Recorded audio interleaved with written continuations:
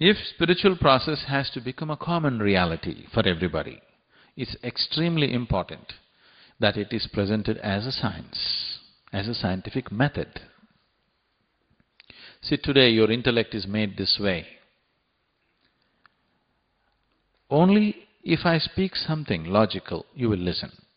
If I speak something illogical, you are unwilling to listen. Isn't it so? Yes. That means only the ways of the modern science is acceptable to you. Anything other than that is not acceptable to you. So it's extremely important that spiritual process also is clothed in the same logical clothing, because intellect is a large part of you.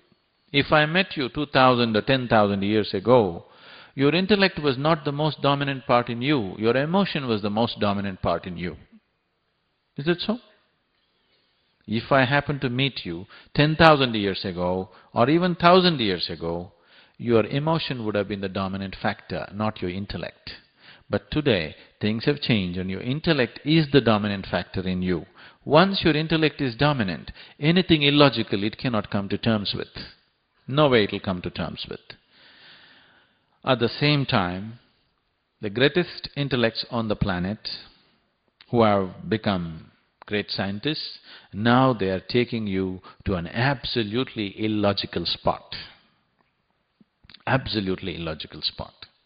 What is coming out as a combination of this general theory of relativity and quantum theory, and which is, people are trying to propound it as a string theory, is pure science fiction, or it is like, I don't know if you watch those old movies, what are those, Maya Jal and what are those?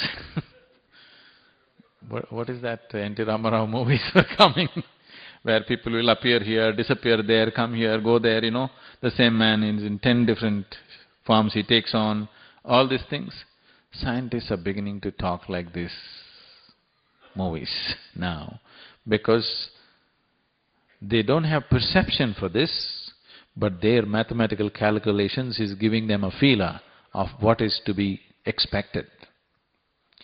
So spiritual process is a way of exploring the interiority, exploring that dimension which is the source of the physical.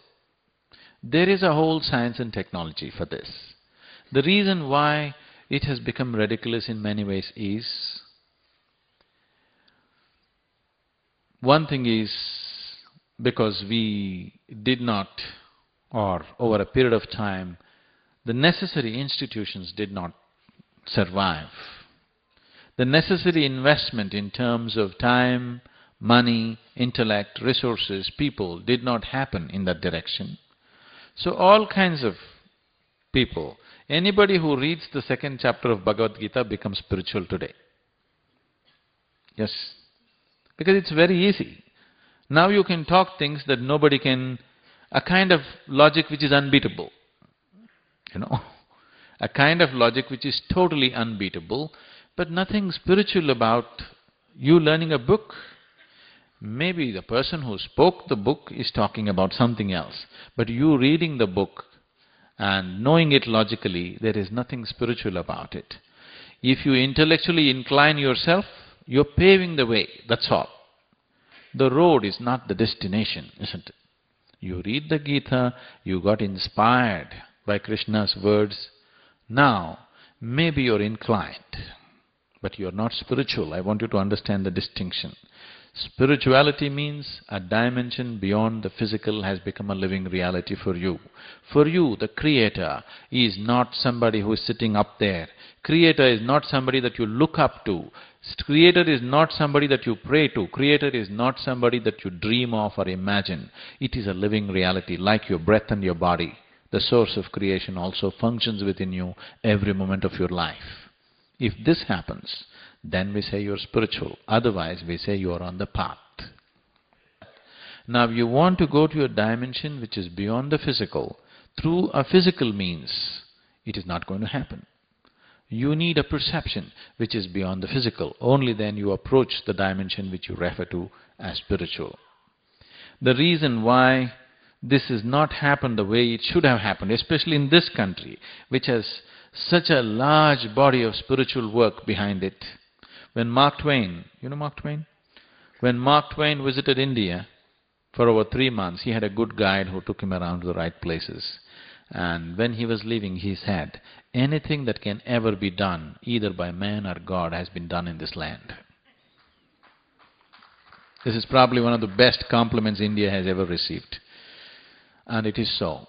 You might have lived in India without knowing the real heartbeat of India, because in every possible way that you can explore the inner dimension, it's been done. Nowhere else on the planet has ever such a thing has happened. The volume of spiritual work that has happened in this land.